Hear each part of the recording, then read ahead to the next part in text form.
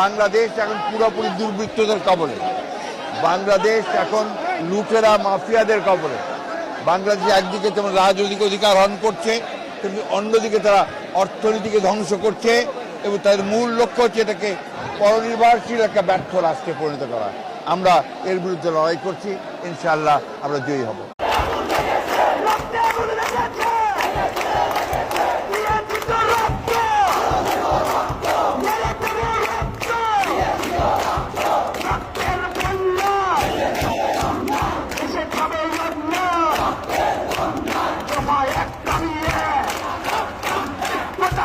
ইনশাআল্লাহ আল্লাহর বিচার থাকলে এই দেশে বিএনপি আবারও আসবে এবং জনগণের জন্য এইবার আমরা নতুন ধরনের রাজনীতি করে দেশকে মানুষকে দেখিয়ে দেব আমরা কোনো বিভেদ বিভাজন নয়, সকলে ঐক্য, এবং বিএনপি আওয়ামী লীগ নয়, আমরা যোগ্য উপযুক্ত দেখে